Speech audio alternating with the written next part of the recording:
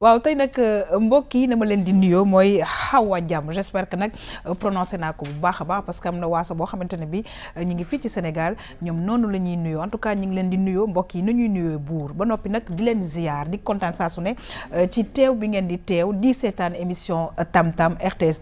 2 mbokk yi di fàttali nag ne ñu ngi ci canal 5 bu TNT bi noppi nag di nuyu képp ku nga xamante ne bi yaa ngi ñuy seetaan à travers le monde à travers le Sénégal ñoo ngi ñaan saa su ne mbokk yi jàmm ak salaam ngi ñëw ak yéen nag ci tam-tamu tey bi mbokk yi ñu ne éducation et civisme saa su ne dañ ci ànd ak suñu xarit madame Awa Ndoye Diop tey nag mu indil ñu salubrité pour tous muy daal mbirum cet bu nga xamante ne bi yaakaar naa ne saa su ne mbokk yi war nañ cee mën a góorgóorlu bu ñu jógee ci loolu dañuy ñëw ak yéen nag ci hijab du jour suñu xarit mage la magique mage indil ñu vraiment façon mu muuraay yu rafet comme le dit bien tonton Lamine Ndiaye justement nag suñu tonton Lamine Ndiaye saa su ne dafay ñëw ak ñun ci invité du jour tey nag mbokk yi mu indi ñu ko nga xamante ne bii macha allah sénégalais yi xam nañ ko bëgg nañ ko mu nekk théâtre national Daniel Sorano suñu xarit Aram Camara xam naa ne danañ ko présenter dans quelques instants mbokk yi ñuy kontaan nag di recevoir monsieur Al Hassan Samb di socio-anthropologue ci unité de coordination bu gestion des déchets solides mi ngi ci suñu plateau ak moom la ñu nar a àndal nag waxtaanee ci mbirum cet waaye sànq maa ngi koy junj suñu xarit artiste waykat bu mag Aram Camara bu théâtre national Daniel Sorano mbokk yi mu ngi suñu plateau mooy suñu invité du jour madame Régie dellu siwaat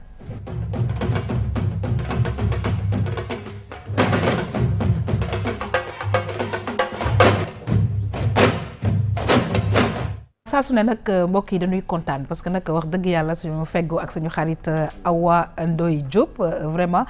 Awa dañu lay nuyu parce que saa su ne dañu ne éducation dellu ne civisme ci biir éducation et civisme boobu nag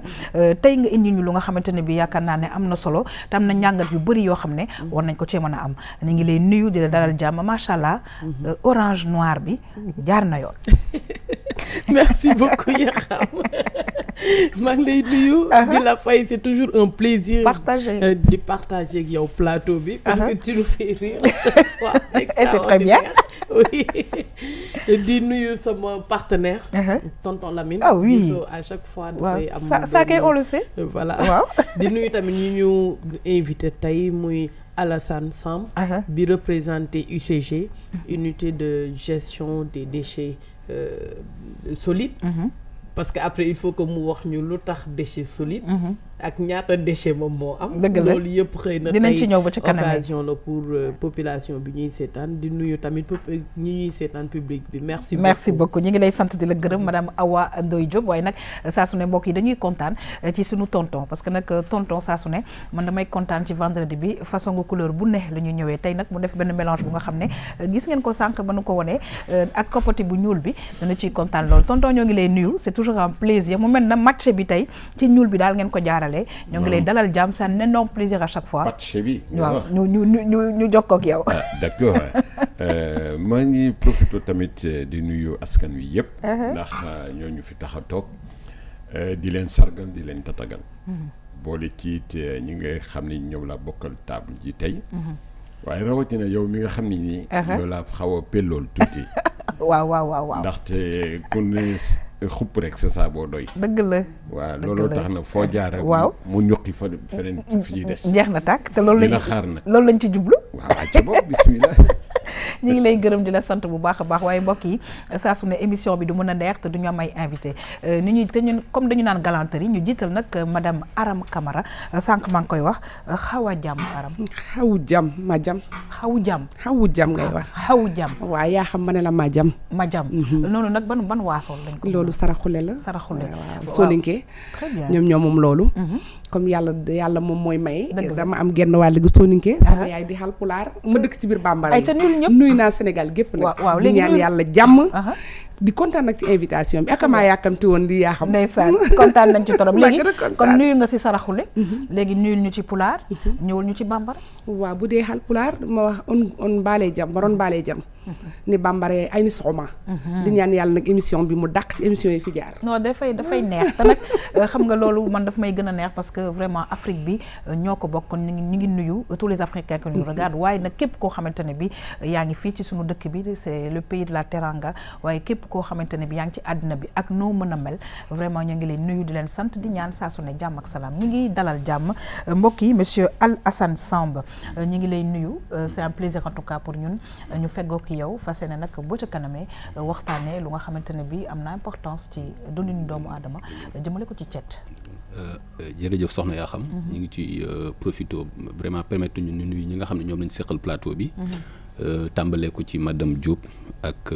tonton Lamine ak aussi en tout cas madame Camara mi nga xam ne moom lañ bokkal plateau bi vraiment di rafetlu vraiment invitation bi et puis en tout cas di leen wax ni la vraiment thème bi nga xam ne moom la ñu wooye nii day thème bu nga xam dafa amal soxla Sénégal gépp dëgg la parce que quotidiennement ñëpp dañuy dund problème mu cet donc loolu daal vraiment bokk na ci li tax ñu sawaroon ci ñëw fii daal pour waxtaan gi très bien en tout cas ñu ngi lay gërëm di la sant di dalal ñëpp encore une fois fii ci plateau Tam Tam mbokk yi ñu ñëw ak yéen ci éducation et civisme ànd ci ak suñu xarit madame Awa Ndoye Diop tey lan la ñu indil ñu ne salubrité pour tous maanaam cet gi pour ñëpp ñu dem xool mbokk yi lan la ñu ci indil mën a yaatal waxtaan bi ci plateau bi.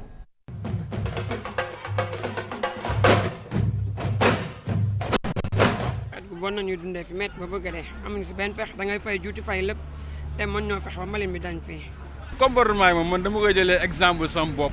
pour man ku nekk ni ngay jàppee boo nekkee sa kër wala boo nekkee sa biir nekk noonu nga war a mën a génnee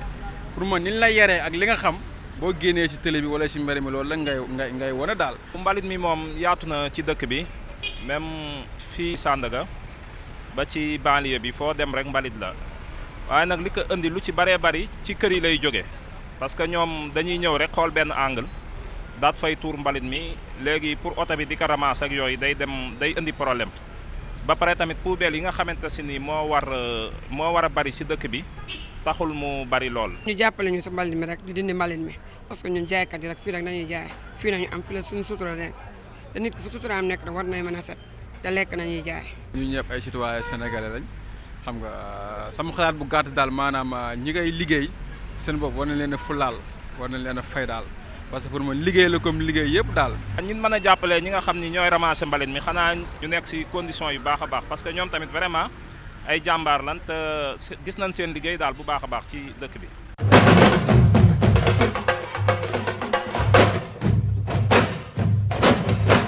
su ne nag madame Awa Ndoye Diop la nga ñuy indil ci émission Tam Tam dafa ñuy neex di ñu jëriñ comme yeneen chronique yëpp donc mbirum cet mu nekk vraiment un problème bu nga xamante ne bi yaakaar naa ne dafa am vraiment wax ñu war a waxtaane waaye ci ni ko ñu bëri waxee ci ce sujet bi ñi ñuy njëkk a fustiger parce que ci kër yi lay jógee mooy ñu delloowaat am ay yeneen comportement parce que nag dëkk bi ñun ñëpp a ko bokk.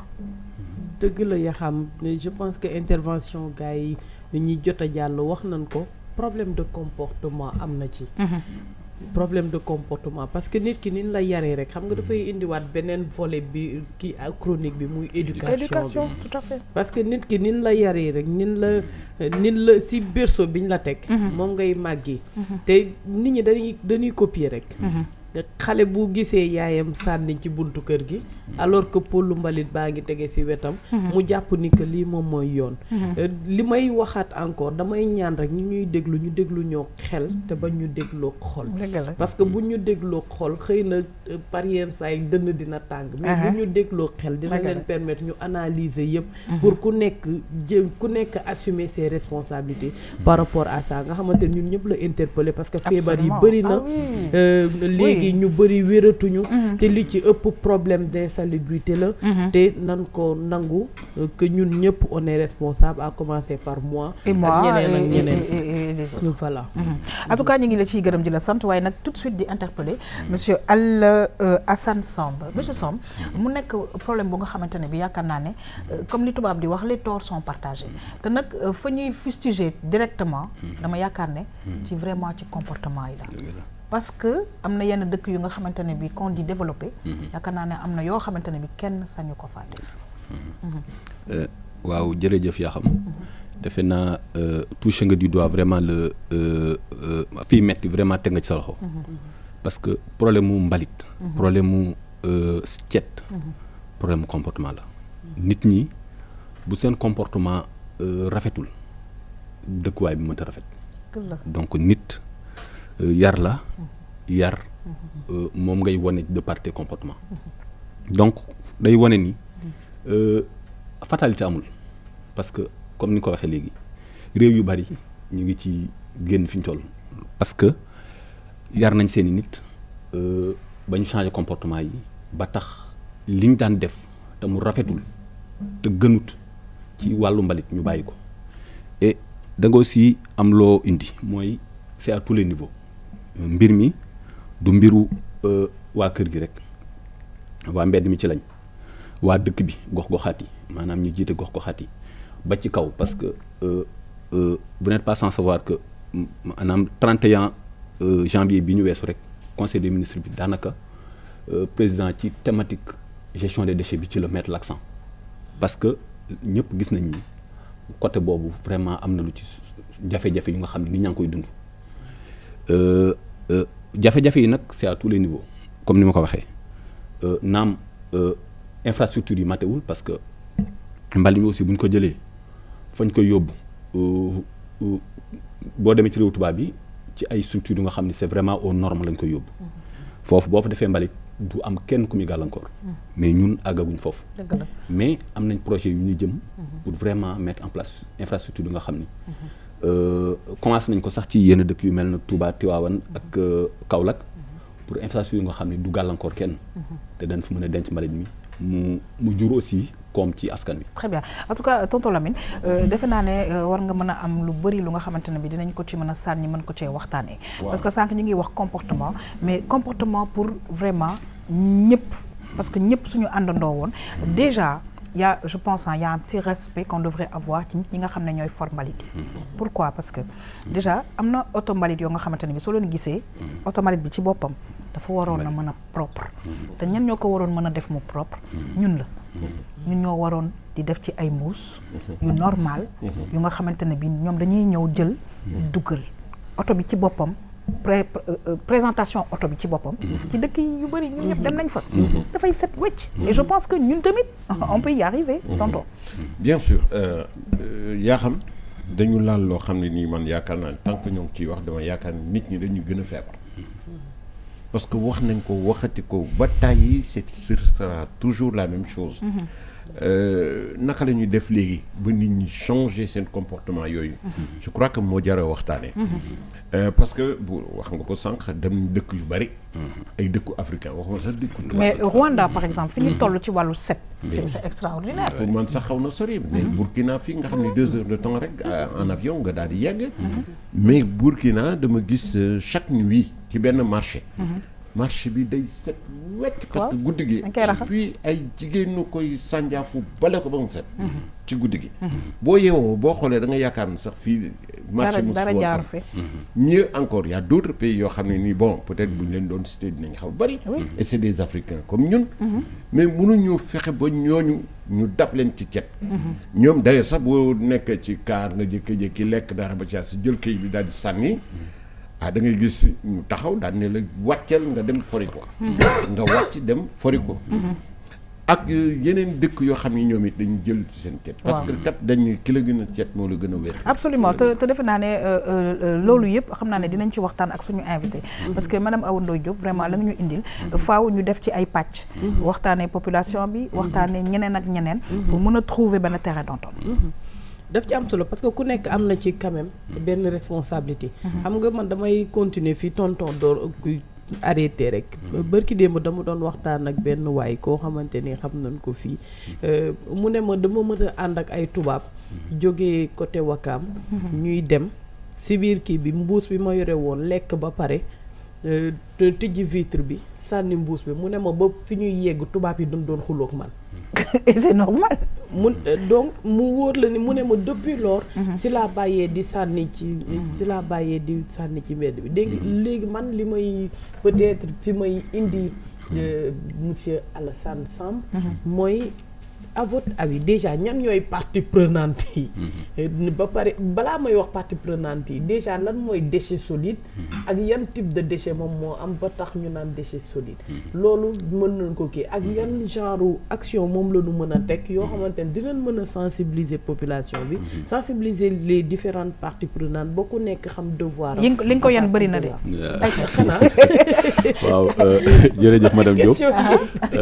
bon xanaa ma jéem a tàmbali ci laaj bu njëkk bi mooy lan mooy déchet solide parce que li tax aussi parce que déchets yi am dafa bari dafa am déchets yi nga xam ne ci ndox mi lay jógee mooy tout ce qui loolu la ñuy boole ñëpp famille des déchets liquides déchets solides nag ci biir déchets solides aussi dafa am pàcc yu bari am na déchets industriels yi mooy déchets yu jóge ci industrie yi am na déchets dangereux yi am na déchets hospitaliers yi mooy yu jóge ci hôpitaux yeeg yooyu am na li ñuy wax am na même déchets gazeux yi parce que aussi type d'échappement yooyu yëpp échappement yi ñu ki yëpp yooyu yëpp type de déchet la mais déchets solides ci famille yooyu lañ koy tënk déchets solides surtout yi nga xam ni collectivités locales ñoo koy gérer mooy déchets solides municipaux yi yooyu d'habitude collectivités locales yi ñoom ñoo koy toppatoo mais même ci biir kii aussi pàcc yi dafa bari donc vraiment bu ñu bëggee pàcc bu ne ñu xuus ci defe naa dafay sori mais daal ñu jàpp ni vraiment am na ci daal yu nga xam ni naam ñun mën nañ ko gérer parce que am nañ moyen technique ko gérer mais am na yu nga xam ne aussi déchets solides dangereux yi il faut ñu am yeneen technologie yu ko gérer. Très bien. Donc loolu kii na ci bi ci topp mooy wàllu yan acteurs la bon acteurs yi ko séq dafa bari y a l'État en premier lieu parce que l'État moom mooy définir la politique moom mooy mettre les moyens pour les grosses infrastructures parce que aussi l'État moom dafa confier gestion déchets yi collectivités locales yi mais ñoom ñàkk doole duñ ko téye moo tax mu mettre en place structure mel na UCG pour mu dimbali collectivités locales yi pour ñu gérer seen mbalit donc c'est une compétence bu nga xam ni mi ngi ci loxoy collectivités locales yi Très bien. mais tëli ci wàllu alal ci wàllu technique ci wàllu kooku moo tax ñu dénk ñu ko le temps ñun ñu aussi ñu jàppale leen ba ñoom ñu mën a yoral seen bopp li nga xam ni moom mooy seen responsabilité mu gestion des déchets Très bien. beneen question aussi ñëw nga ci muy li nga xam ni mooy wàllu maanaam dafa bari lu ci bari ci mbalit nga xam ni ci suñuy comportement moom moo koy tax te comportement yi ci kër gi la tàmbalee ku lekk sànni ñu ni mbeddu buur sànni fa mbeddu buur aussi camions yi bu ñëwee ñiy jël camions yi jël mbalit mi comme ni ñu ko waxee sànq suñu camions yi déjà da nga leen di gis defe ni mbalit lañ parce que dafa mel na mbalit muy jël mbalit da ngay dem yenn réew yi camions yi dañ leen di shampoing ba ñu rafet ñu boole ci ñu parfumer leen parce que ci maintien ci entretien kii bi la bokk mais yàlla dafa def nii ñun actuellement ni ñuy fonctionner au Sénégal camions yi d'habitude c'est des privés ñoo koy moom D'accord. ñun ñoom transport coût du transport bi lañ leen di fay Ok. ba yóbbu ko ci décharge bi ba bës D'accord. donc moo tax côté mais ci boobu biir peut-être loolu état am xam naa dinañ ci dellu si waat Aram xam naa dinañ ci dellu si waat monsieur Samb mais dama yaakaar ne ci biir loolu defe naa ne nañu commencé ci suuf ci xale yi nañu commencé aussi si formation ñi nga xam ne ñooy jël mbalit ça aussi c'est extrêmement important te chaque fois dama koy wax on va y arriver tri bi am Europe on va y arriver mais je pense que ce tri là aussi c'est très important Aram yaa xam dañoo war a yar te bañ a yafal gis nga set day commencer ci kër man bi ma gën a metti mooy naan sa ndox rek gestu rek sànni man loolu daf may metti ndax boo génnee tuuti rek ñemewoo forom bërigo la ñemewoo sànni dara ci suuf mais ñun suñu yoon nekk ci buñ naanee rek sànni banaana ak lépp ndoxu pot arikaar yi nag moom ndoxu fóot yi ci ñi sànni si mbatti man loolu moo ma gën a metti moo tax ma bëgg ñu yaru bañ a yefal suñu njaboot parce que boo yaree say doom am na loo xam ne duñ ko def kon ñu ñaan yàlla changé waat suñuy jikko ñun sénégalais waaw léegi nag ci biir loolu monsieur Samb est-ce que mën nañu ñëw parce que on peut il faut que ñu xuus ci yeneen kii mën nañu ñëw ci ay propositions yoo xamante ne bi di nga ko mën a def ñu àndandoo waxtaan ci pour xool naka lañ koy saafara parce que nag conséquences yi moo bëri c'est-à-dire feebar yi dëkk bu ñàkk set bi ñi nga xam ne dañuy ñëw ci dëkk bi te chaque fois bu ñu ñëwee dès que ñu wàcc rek say loolu moo leen di attaqué dëgg la jërëjëf yaa xam defe naa ci comme ni nga ko waxee ci wàllu yar gi man déjà lay ñëwaat gën fa mettre l'accent parce que defe naa lépp mooy nit ñi soppi doxalin te soppi doxalin xam nga dañ koy wax souvent ñun bu ñuy def analyse secteur bi dañ naan souvent ñun suñu génération bu yàqu la ba noppi ci xale yi lañ war a mettre le focus mooy ci école yi parce que ñun am nañ benn programme bu ñu tuddee PPGD mooy programme programme d'éducation en l'environnement bu nga xam ni dañ ko war a commencer ci biir jardin d'enfants yi mu topp école mu topp primaire yi topp secondaire yi ànd ak xale yi ba lycée ba université ñuy topp xale yi pour ñu am un comportement éco-responsable face aux déchets parce que c'est ça le problème nit ñi seen doxalin ak déchets moom moo maanaam respecté wuñ suñu déchets c'est ça la réalité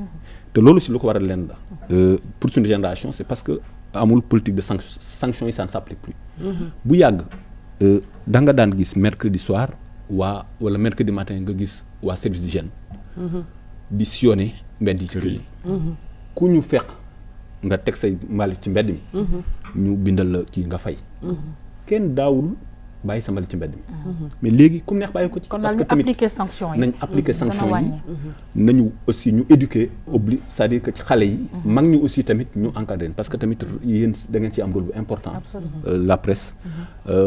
di xamal nit ñi parce que tamit presse bokk na ci liy gindi nit dëgg la donc ñu xamal nit ñi que ni li ñuy def dëppoowul ak yoon dëgg la c'est une infraction nga jël mbalit teg ko ci mbedd mi ñu bari xamuñu ko infraction la nit waru ko def bu ko def daan mën naa dal sa kaw waaw wàcc nga yoon aussi xam ni poubelle yi même bu matul mais ku ci ne diggante sa kër gi nga génn ak bi ngay accès sa kër xanaa diggante boobu loo fi lekk war nga ko mën a denc sa poche ba bañuy matale parce que tamit ndar xëyul sotti lu ci ne rek dañ koy dabalaat ba mu sotti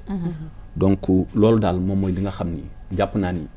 dans un premier temps mën nañ ci xuus sukkandiku vraiment ba mën a changer comportement nit ñi ñun sax am na projet beneen projet bi ma lay wax kooku pour mag ñi la jëm mooy dañu mettre en place benn cellule de veille de surveillance et de sensibilisation boo xam ni rôle am mooy sillonner kër ak kër di wax ak nit ñi di leen gindi di leen wax ni ñuy trier ak njëriñu tri parce que tamit mbalit yamul ci tibb tuur yi am na koom mu ci mën a jógee dëgg la parce que mbuus mi ngay dajale ber ko mën nga koo jaay am na structure yu koy jënd fii bari nañ du ma leen tudd parce que dañ dul publicité bari na fi aussi yeneen produit fer moom lu fi waay génne nit ñi jënd ko dëgg la yi ci des muy maanaam produit yu ci bari li ci des mooy kii matière biodégradable yi yooyu souvent nit ñi dañ koy def tos pour def ko ci tool yi mu gën a jariñ donc mbalit mi mën naa delluwaat ci koom mi buñ ko saytoo nu mu jaare yoon alors on va terminer madame Awa Ndoye Diop daal mu nekk daal waxtaan bi nga xamante ne bi xam naa ne saa su ne comme ni mu ko waxee am nañ ci wàll waa presse bi dinañu góorgóorlu di ci ñëw parce que Sénégal ñoo ko bokk parce que ay doomu Sénégal lañu ca nam mooy ñu wér pour mën a liggéey pour Sénégal mën jëm kanam te ci biir cet gi lañu mën a sukkandikoo pour loolu yëpp et puis nag wax dëgg yàlla pays tourisme la te lañu soxla mooy aussi touristes yi bu ñu ñëwee ñoom gis ne dëkk bi rafet na dëkk bi set na kon nag nañu àndandoo ñun ñëpp sénégalais rek góorgóorlu ci en tout cas la propreté fait partie de la foi comme ñu koy waxee set ci jaamu yàlla la bokk donc yow même bu fekkee ni que tu es ancré dans des valeurs encore une fois am loo gëm am ci loo sukkandiku waruñu la sax sensibiliser pour que nga set man loolu laa jàpp très très bien alors un dernier message monsieur Alassane foofu aussi li ma ci kii rek mooy Sénégal yi dañoo yàqu nag waaye lu ci bari daan nañ ko def de mag ñi dañ daan xëy bale seen buntu kër tamiser def ci poubelle xaat lu ko yóbbu mais boo jamono jooju aussi xeetu mbalit yi amoon boo ko yóbbu ci àll bi boo ko fa sànnee mu yàqu ndax c'était biodégradable mais léegi déchet plastique dafa ñëw tous les déchets d'emballage yu nga xam ni daanaka boo ko mbuus boo ko sànnee ci suuf daanaka mën faa def téeméeri at du yàqu di fay continuer yàq donc loolu comportement yi defe naa dafa ñun Sénégal dañu changer mais en pire lu bari daan nañ ko def muy lu rafet mais léegi lu bari dañ cee yàqule beneen bi da nga ko ci wax sànq muy wàllu tourisme bi nga wax am na benn étude banque mondiale bu ñu def ak ñoom daanaka Sénégal dana perdre lu tolloog 30 milliards chaque année ndax ñàkk a saytu normalement mbalitam extraordinaire ça donc kooku c'est des données qui sont là qui montrent que tourisme bi nit ñi dañ naan hôtel dañu cher wala yooyu mais nit ñi aussi salté gay leen gën a repousser en tout cas mu nekk lu nga xamante ne bi yaakaar naa ne war nañu cee jéem a waxtaan jéem cee juboo parce que nag nekk na mbokk yi lu am solo mu doon nag vraiment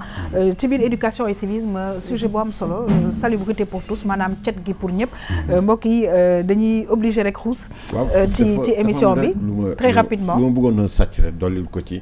parce que Alassane mi ngi koy wax déchets yi ngay gis nii ñoo ngi jooytu courant waaye mën nañu indil courant absolument te ak yeneen yu nga xamante ne bi déchet yi mën na ko def tonton Lamine ñu ngi lay remercier ci sa contribution mbokk yi di gërëm bu baax a baax suñu invité Alassane Samb sànq ñu ngi koy wax socio-anthropologue ci unité de coordination bu gestion des déchets solides ñu ngi gërëm aussi madame Awa Ndoye Diop saa su ne la ñuy indil am na njëriñ lool merci beaucoup mbokk yi ñu xuus ci émission Tam Tam ñëw ak yéen nag ci hijab du jour suñu xarit Mage tey nekku fi waaye nag saa su ne la mu ñuy présenté dafay am solo elle est tout simplement magique ñu dem mbokk yi dellu si waat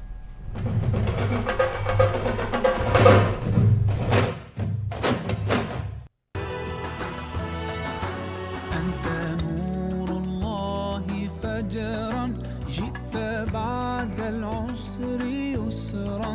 ربنا أعلاك قدرا يا إمام الأنبياء أنت في الوجدان حي أنت للعينين ضي أنت عند الحوض ري أنت هاد وصفي يا حبيبي يا محمد يا نبي سلام عليك يا رسول سلام عليك يا حبيب سلام عليك صلوات الله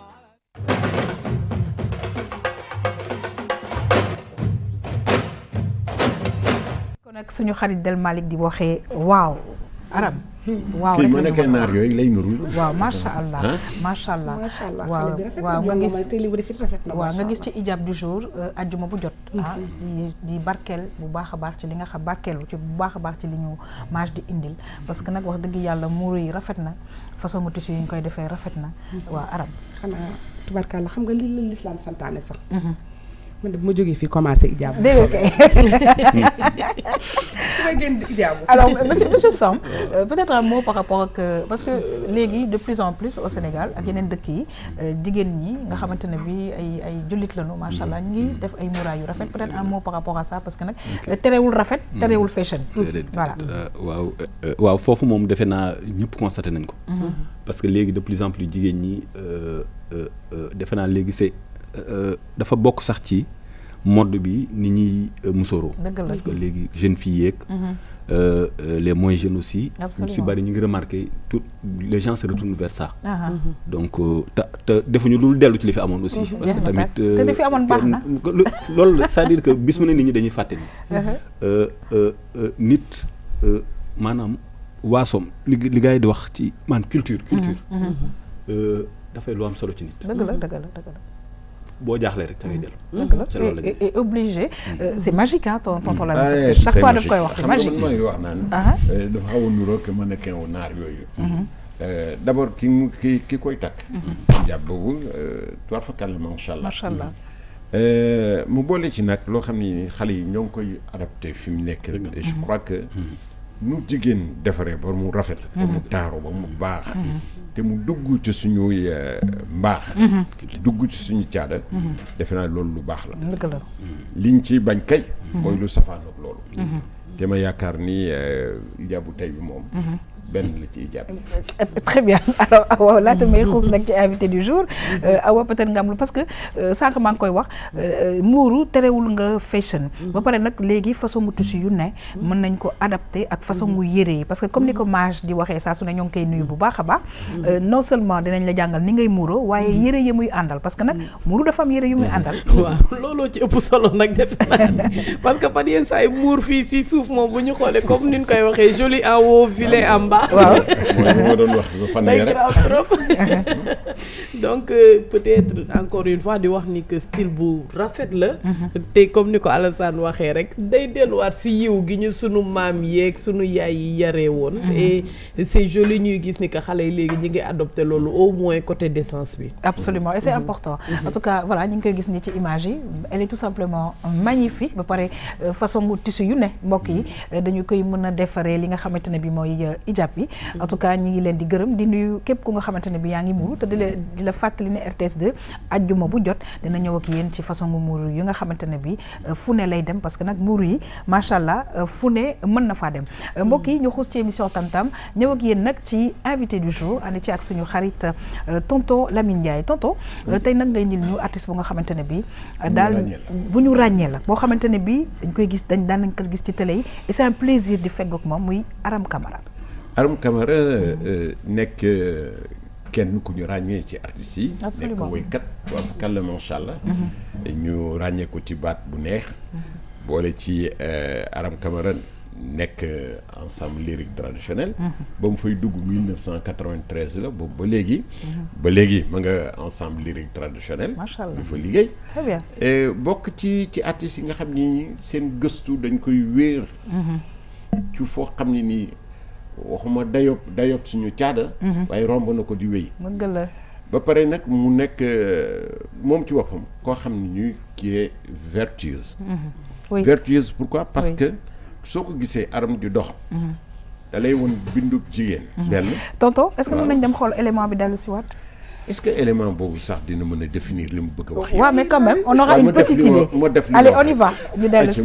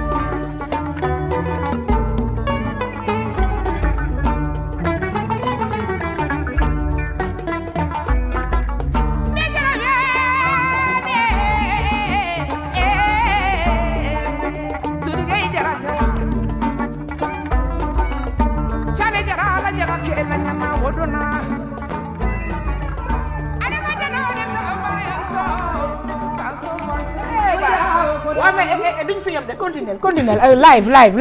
après nga won ñu non temps bi problème won ñu Aram won ñu ayca wayal nga won ñu parce que tonton Lamine li mu fi def sànq on l'applaudit très fort bravo Aram commencé benn tonton Lamine li mu fecc bara la tudd. waaw léegi commencé benn ñun ñëpp ñu def parce que il faut ñu jàng ayca yow la ñuy déglu ayca damay woy live. woyal live ñu dem. Tambaye kakani ko file de. ayca tonton waaw. Majara de kadi ko file. Majara de kadi ko file kuna majara mode kadi ko file. Majara de kadi ko file. waaw. bayal bee yaatuwul rek ñu ko may ma toog fii laa. en tout cas tonton Lamine. Macha Allah. non damay kontaan xam nga lu tax. man su ma gisee kuy liggéey ba pare ca la nga ne nga bëgg ko gëm ko. elle a ça dans le sang. mais kii ndono la ci moom. waaw ba pare mu nekk tamit foo xam ne école la. école la. boo amee talent boo ñëwee ñu dollil la muy théâtre national Daniel Sorano tonton Lamine. waaw xam nga bi mooy wax ni ndono la ci moom. ci seen famille. ñaar lañ fa ñuy woy. wóor na ko. Aram Camara mi ngi dëkk Mbour. ok fi ñu tuddee Malicounda. Malikunda waaw. d'accord ñu ngi leen di nuyu waa Malikunda. ma bëggoon mu jaar foofu sax nuyu waa Malicounda bu baax a baax. waa Lamine. man guddi Malicounda laay fanaan. lu ma am ci àddina Malicounda ma ko gënal. kon maa ngi naan waa Malicounda ay ni soxoma. añ soxma ayca. waaye nag ñiy idoolam. def ci bokk ku ñuy wax Gundu. Gundu rakku Babulaay. voilà mooy ma sama ngoog artiste mooy sama woykat moom lay dégg. keneen ki Mali la nekk muy Ami Koyta. Ami Koyta donc inspiration bi muy jëlee foofu. moom lay rendre moo tax bokkul ak kenn. très bien ci woy bi ñun tam bëggoon nañ parce que xam nga sànq maa ngi jéem a góorgóorlu di wax xaw a jàmm du noonu la. xawu jàmm di jéem a voilà mais ci biir woy bi dugg nañu dégg ñu li ngay wax mais on aurait bien aimé aussi ñu xam exactement lan nga ci waaw lan nga ci xam nga dama wax ni. d'abord tur wi Barika. Barika daa damay delloo njukkal. kii sama géer la ma di ko delloo njukkal. dafa am xew ma dem ca. mu ne ma tey defuma dara woo ma benn géwél yow rek laa woo. ma ñëw mu may battare ba caméraman bu dugal loxoom ci fi ñuy mayee ma ne ko teemal ci filmé te bàyyi ma ak sama géer. comme suñu caméraman yi nii mais comme man tam mënuma am xaalis bu toll noonu battare ko ko. ma jël sama baat bii nag dugg studio fay nag. delloo ko njukkal ñu ne jëf koy fay. waaw loolu la wolof wax yëpp loolu lay tekki. xanaa jaral la sant kooku. kon jara sangara nga moo taxit kooku bu naa may maamam. tubaarkàlla sama géer la maamam sama maam bu jigéen ak maamam bu jigéen ñoo doon ànd. sama papaam ak papaam ànd ba dee moo leen tàggale léegi man tam dama war a ànd ak moom rek. kóllëre feeñati na lii rek la muy ay njàngat ma dolli ci gis ne jarabu ci boppam sax baamtu nga ko ci wolof ne ko njaay jaata aha xam nga ñun bambara dañ ne ko jara ma soose yi ne kone olof yi dañ ne njaay jaata moo tax ma tegal ko ci njaay jaata. waaw njaay bi mooy olof yi. mooy olof yi jaata bi mi nga jógee Casamance olof yi nee nañ njaay manika yi nee nañ kone ñun bambara ñu ne jara sangara. alors ñu bàyyi balaa ñuy dellu si waat ci tonton Lamine peut-être suñu invité Al Assane benn appréciation par rapport ak li nga xamante ne bii gis nañ ko fii parce que sànq maa ngi koy wax lu waaye di wuyoo da koy nuru. waaw man de li ma ciy dolli rek mooy vraiment soxna Aram day ku nga xam ni depuis mon jeune âge daf may bercé parce que duma wolof laa nag mais wolof dafa ne aussi lu jóge ci xol ci xol la jëm absolument wooy bu neexee ci xol lay atteindre donc ça moo tax ñu la culture elle est très universelle. Absolument. Du làkk bi du couleur bi mais c'est vraiment le sens ak la portée symbolique moom mooy jox valeur u li ñuy dégg te man vraiment foofu la woy bi toll ci man foofu la aussi ni soxna Aram di wooy toll ci man. Oh ben c'est génial ça tu vois alors Aram yow tamit nga am loo ci sànni rapidement. woy bi moom comme ni ko sama waay waxee rek day dugg sa biir xol parce que j'avais benn instant j'avais des frissons ba pare fecc bi dafa dal dafa yiw aussi bien si danseuse mi ñu góor ñi comme ñu jigéen ñi accoutrement bi correct donc ça te donne envie vraiment nga déglu nga seetaan ba pare dafay dugg c'est un produit de Sorano tonton la bara moo mel noonu ñi ngi ko jagleel bara mooy ñi nga xam ni rek jëf ju baax moo leen tax di wax du woy boo xam ne nii dafa agressif wala woy boo xam ne c'est mouvementé te ni nga gisee ma ko doon feccee noonu lañ koy feccee ak naka tonton ngay tegee tànk ak kii bi waaw mais góor ñi ñooy yëngal fulaar yi di def ak bant yi. d'accord. waaw kay samp voilà def nii après alors man nag gis nga boo leen fekkee ñu koy def en mouvement d'ensemble. waaw magnifique. doo bëgg lu mooy rek loo yore rek sotti. waaw parce que nag tonton dogguma la. oui comme ni nga koy wax mouvement d'ensemble parce que am nañu yaakaar ne ci biir émission bi dinañ recevoir waaso yëpp. mos naa dem benn feetu ay Joola. mais c'est mouvement d'ensemble. ak niim yi. Oh c'est magnifique. Et c'était le mariage de Pape Madi Diop de la RTS ñu ngi koy nuyu. donc man du ma noppee di wax ci moom. parce que Aram nag léegi li ma bëgg a xam mooy lenn quoi loo dëkkmal. waa xam nga ñun ñoo ngi Sorano. te léegi ñu ngi dugg mag nag. tuuti rek. ñu ngi dugg mag nag. xanaa di fa xaar suñu retraite rek. Lamine ak di liggéeyal Sorano nag. ñun Sorano la ñuy liggéeyal. bu ñu Sorano woo rek ñu sol suñu daal dem fa. wax dëgg yàlla. Sorano demal yóbbu na ma fu ne. am na yu bees yoo génnee. mi ngi ni CD bu bees maa ngi. jox ko tonton Lamine mu wone ko. CD bu bees bu ma génnee mais ministère de la culture nag. moo ko présenté wax dëgg yàlla ñoo ci jàpp ba. boobu Mbagnick moo fa nekkoon. jaar ci loxo Marie Ngoné Ndione maa ngi koy nuyu de passage di ko wax ne ku soxor wala ku iñaan mënul yenn yi. daa dem ba ci ministre de la culture ni ko Aram laa bëgg nga produire ko. kon loolu yombul. ñu wàññi lu bari jox ma dem dugg studio. loolu dama koy fay ku gërëmul nit doo gërëm yàlla. dëgg la maa ngi sant Marie Ngoné. dëgg la bu baax gis nañ fi Denko. Denko mi ngi firi mooy doom. doom kooku ci loxo yàlla la ne. Domanding damaa ngi dox ndànk-ndànk ba bëgg a yegg fi ma jëm. Fasada maa ngi gërëm Soundiata Keita laa doon woy foofu. Finéa mooy li ma doon man. Al Assane am na solo li muy wax. Ijo mooy way la war na ma ci wolof. loolu la Aram mën nga maa yuuxul. waaw mën naa laa yuuxul. ayca. Sarwa ejime. mbe jara wele Lamine Ndiaye kone jara sangaranga numu ni bala bile duga dambele de ngana bawlantanya jara kema ni Kolo Bakari afoli mama manjay jata kone jara sangaranga kone dala kubunga bani dala jibani kone mbatamba wele abarikanye de etamba o nyana mina tamba ibi to masado ko iba masado wele malikunda sira la jara baye Aram Kawara waaw suko ko meta Malikunda aya fo Malikunda denu nye mbuka bila dero fo yo Malikiyama nye dugu do yalla ka corona dugu do yalla tilebi ina dugu do yalla la ken ko file ka nya file nde dana jigi sembe jona Malikunda kalula soro waaw way na ko xam boole ci biir ne lu guddi day ñibbi waaw kon nga war a xam ni kii fonk sa bopp waaw kay ku fonk boppam yow li tax tey nga may mottali rek kan man yow say mbir bari doy na waar de waaw bëri naa ay tiroir nag li ngay wax ni ku sangu nu xub sa saabu doy waaw moo waxawoon saabu bu doy kon ma bàyyi la ko waaw en tout cas ñi ngi kontaan vraiment Aram parce que ñoo ngi koy wax 93 dugg ko Sorano mu nekk aussi sànq maa ngi koy wax dinañ ko wax di ko baamtuwaat muy une grande école bu nga xamante ne bi ku fa dugg ak sa talent dinañ xam naka lañ lay canaliser mais nag Aram way yi neex na waaye yemoo ci way parce que léegi-léegi daan naa la gis nga xaw a nekk comédienne waaw Lamine mi nekk joué nañ benn rôle boo xam ne maag moom Sorano waaw mu nekk sama Alaaji may soxnaam déedéet waaw man joué naa théâtre yéen a ngi fàttali ko parole yi est-ce que yéen a ngi fàttali ko parole du fi xaj bàyyi rek doon Aram yaa xam waaw xanaa xam nga Sorano moom dafa nekk lan nga doon wax ak moom damay bëgg nga may ñu ci parce que tamit gis nañ côté chanteuse bi beneen côté comédienne may ñu ci tuuti rek moom mu déglu même su bëggul wax Lamine sama papa ba Lamine moo nekkoon sama papa defe naa ne ma laaj ma waa ji ndax da nga koo bëgg ma ne ko papa bëgg naa ko damaa dajeeg moom fii rek damaa bëgg nga may ma ko defe naa loolu la woon mais loolu yàgg na yàgg boo xam ne man defe naa fàtte naa ko sa papa waaye moom mi dafa bëgg a sulli rek loo xam ne nii noonu bàyyi noonu ba mu faatoo waaw mais c'était juste pour souligner vraiment artiste bi nga xam ne moom la nekk parce que maa ngi koy wax sànq c'est une école te Sorano ku fa nekk da nga woy ku fa nekk da nga jouer théâtre et je pense que c'est vraiment pour le bonheur de tous les Sénégalais tout à fait mu nekk béréb boo xam ne nii dañ ko war a tiitaroo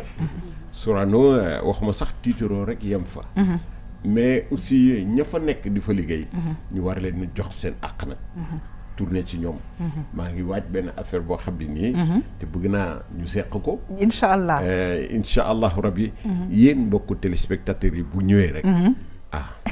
daaw na jàpp waaw léegi Aram fan nga toll nag ci projet yi parce que gis nañ ne que vraiment CD bi génn na donc tonton Lamine sànq indil nañu ci vraiment ay thèmes yu am solo yoo xamante ne bii développé nga ko Alassane kooku moom vraiment thèmes yi nga xam ne moom la développé ci kii bi moom. defe naa loolu mooy parce que doom la tàmbalee. bi ci des mu teg ci maanaam kañ sa nit parce que tamit nit ku ne. dafa amul ku dul ki ko yëkkati bis yi nga xam ne moom lañ ko gën a xaare. donc yooyu yëpp bu ko boolee ci cassette bi. defe naa dafay refléter li nga xam ne moom mooy état d'esprit. ak valeurs yi parce que valeur kóllëre mi ngi ci feeñ. non ku gërëmul xarab loolu yàlla dogal. waaw dëgg la donc il faut nit ñi moom boo gërëmul rek xarab nga. dëgg la alors Aram ñu bàyyi la nga continuer si li nga xamante ne mooy projet yi wax nga ko yaa ngi toujours Sorano. maa ngi toujours Sorano di liggéeyal Sorano nag. depuis 93 ba nag ni 25 ans xam nga du 25 jours. fu ma Sorano yëkkati ma dem. tubaarkàlla fu nekk nag yóbbu nañ ma fa macha allah. lu ma am tey Sorano moo ma ko may. dëgg la donc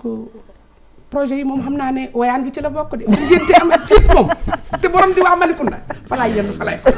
loolu moom am na. te Sorano itam nit ñu yóbbu fu ne. ñu yóbbu fu ne wax dëgg yàlla. très bien alors Maïmouna peut-être aussi ñu am parce que je veux dire c'est côté culture. ce genre d'école là je pense que léeg-léeg nit ñi dañuy xaw fàtte. mais ensemble lyrique traditionnel. dafa am lu nga xamante ne bi daf ko daan def ci suñu dëkk. lu am solo lu nga xamante ne bi yaakaar naa ne foog ndaw ñi. am ci ay njàngat aussi. non man kañ dama sax bëgg wax waa que Sorano est-ce que duñu xoolaat seen plan de communication pour mën a dugg ci biir population bi pour mën a gën a sensibiliser parce que doon nekk ci monde boo xamante ni nit ñi duñu dem vers l'information comme nit ñi les gens sont tellement attentifs yow mi bëgg valoriser sa yëf yow yaay dugg ci biir population yi toujours doodee ko ci tout tànk yi nag ba yéeg ba ci kaw. tonton Lamine. waaw ñu continuer man li ma doon bëgg a wax rek mooy pour ñu gis seen njëriñ dëkk bi gën leen a xam parce que am na ndaw yoo xam ne dañu juddu léegi te xamuñu ensemble lyrique traditionnel boo leen waxee tey ensemble lyrique lan lay tekki sax duñ ko xam. dëgg la alors man ci sama xalaat dama ne pour ñu dem vers la population il faut ñu am ñu leen accompagner moyen de communication yaa ngi fi mais sponsor yi fi nekk tey def ci làmb ñuy dóor nit ba mu ne xalango ci suuf ñu fay ko ay millions est-ce que duñu jël ñii indiwaat leen ñooñu topp ci sax ñoom ñuy woy yoo xam ne nii suñuy valeur ñi ngi ci parce que tamit loolu baax na ci dëkk bi loolu récupérer leen la sargal leen la parce que nag nit ku nekk ci dëkk sa culture rek nga am waaw sa culture nga am fa ngay liggéeyee fa ngay wuyoo fa ngay soloo fa ngay kii yëpp donc te mu jëmaat ci sa njaboot def loolu mooy delloo cër ba cër gi ci boppam kon nag nañ jublu ci ñoom sargal leen indil leen loo xam ne Lamine ensemble instrumental ñu ngi liggéey bu baax suba suñu xëyee dinañ ñëw signé feuille de présence ñu ngi répété mais dafa fekk état bi dañu bëgg ñu dimbali ensemble bi nag xam nga Senghor fu mu daan dem waa ensemble ñooy jiitu toj foofu ci dëkk balaa président di ñëw nañu ma ki defal loolu tout à fait te nag yàlla man de bi Ibrahima Boubacar Keïta ñëwee fii premier visite am Sénégal man maa demoon présidence dem mooy yàlla ak Massamba Gueye mais keroog bu ma fay génn xam naa ne den doon bambara du hasard ba ma jàkkaarloog Ibrahima Boubacar Keïta rek wax na ko Sunjataay sa maam yàlla keroog ku lu bëggoon may Aram Camara waaye nag nanu état bi tam dinu yóbbu yenn saa yi bu ñu jiitu leen ci dëkk bi mais Aram wax nga ko fi nga ko war a waxee parce que fii nag mooy RTS te def naa ne ñun tamit ci état bi la ñu bokk donc incha allah xam naa ne dégg am na ci bu baax a baax te yaakaar naa ne le président de la République son excellence monsieur Macky Sall moom itamit yaakaar naa ne mi ngi góorgóorlu di jàpp tamit ci li nga xam ne moom mooy culture sunu réew même culture africaine je pense que ñi ngi ciy góorgóorlu bu baax en tout cas tonton Lamine ñi ngi lay remercier parce que nag ñi ngi ñu indil am accès ci ñoom chaque fois du facile kontaan nañu trop merci jërëjëf jërëjëf Thiam man de mooy sama waraf walaay ndeysaan ndax loolu lañ may doyee fii kontaan ba pare ma bokk ci ñoom encore doon artiste absolument lu baax rek laa xam ci lu baax laa bëgg a dund lu baax laa bëgg a loolu kay mën nañ la ko seddeel lu baax rek nga xam te lu baax nga ñuy diggal ñi nga xamante ne bii xëy na ñoo la vrai suñu papa nga te yaa ngi fii ci suñu biir ci RTS Aram ñoo ngi lay gërëm di la sant bu baax a baax xam maa la gën a gërëm jërëjëf Thiam yal na la yàlla fay amiin ñu bokk ko RTS yàlla na gën a jëm ci kanam ak kanam jërëjëf ñi ngi lay souhaiter bonne continuation mbokk yi nag kontaanoon lool vraiment am invité du jour Aram Camara di artiste bu mag bi nga xamante ne bi daal dafa ëmb Afrique saraxule tukuleur ak bambara vive l'Afrique tout simplement mbokk yi ñu jeexal émission bi ak vue sur la toile 该起床喽，哎，该上学啦。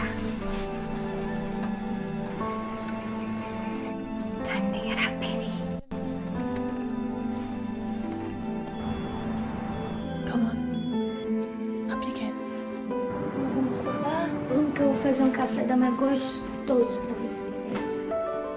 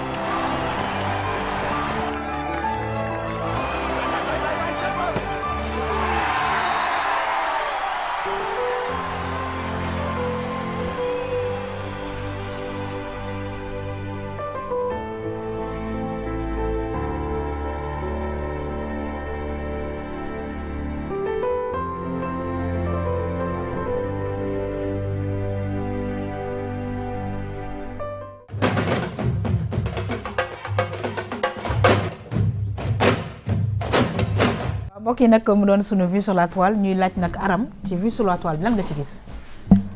xanaa lu daw yaram rek nag wax dëgg yàlla. ndeysaan ndax nit amul lu dul waajuram.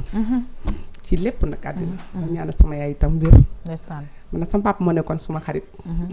mu nekkoon sama xarit jàppale ma lool. ndeysaan macha allah. mu ma teree fanaan biti. dëgg la ma koy ñaanal fa mu nekk yàlla na ko yàlla yërëm. jërëjëf ñu ngi lay sant di la gërëm mu doon sunu invité nag Aram Camara di artiste bu mag nekk toujours ci Sorano waaye nag gis ngeen CD bi nga xamante ne bi génnee na ko donc lu jara dem xool yi la Al Hassane nan nga gis ci sunu vue sur la toile. soxna yaa xam vue sur la toile moom ni nga ko gisee. maanaam ñaari pàcc laa ciy wax. benn bi. mooy ku doyloo sa nguur di buur loolu wala fa ko wax. dëgg la. malgré. différence de moyens parents yi. xale yi. ku ci ne. waajur bu ne def na kàttanam. ba doomam réussir. un parent reste un parent. tout simplement donc loolu quelle que soit sa situation. loolu mooy njàngat bu njëkk ma ci am. et puis remonté ko nag ci suñu secteur bi ñu nekk. xale yu ndaw yi bu leen teelee tàggat ci. cet gi bu ñu màggee doon xale yu nga xam ne psychologiquement dañuy seetal adduna bi ak réew mi. très très bien en tout cas ñu ngi lay gërëm di la sant mbokk yi di fàttali moom itamit noonu kon suñu invité Alassane Samb di socio-anthropologue ci unité de coordination bu gestion des déchets solides ñu ngi lay gërëm di la sant di gërëm madame Awa Ndoye Diop bu baax a baax toujours un plaisir. merci beaucoup maa ngi gërëm ñëpp ñi ñu toogal ci plateau bi vue sur la toile bi daw na yaram trop parce que dafa mel ni comme dama doon imaginer sama yaay ak man à vrai dire la mère reste une mère. Absolument. Elle est irremplaçable. Très bien. maa ngi koy profito waale ci occasion bi pour di ko ñaanal gudd fan ak wér parce que man mooy sama imam ak ay yëpp mooy sama xalifa. très bien su may xëy moom laay woo t'as des larmes aux yeux et si ça continue tu vas pleurer. tonton Lamine ñoo ngi lay gërëm di la sant bu baax a baax toujours un plaisir. jërëjëf Yakham man li ma ci seetlu rek mooy déjà que nit dañ ko war a tàggat ca ba muy ndaw. loo gis nit am ko. ca ba muy ndaw. dañ ko berele woon. te it fonk éducation bi. beneen jàngat bi muy liggéey. ndax liggéey rek. moo am solo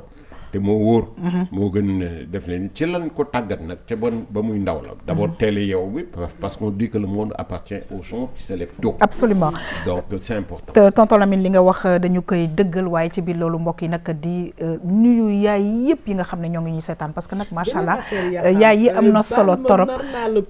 rapidement mais aussi il faut que papa yi tamit jege ci trop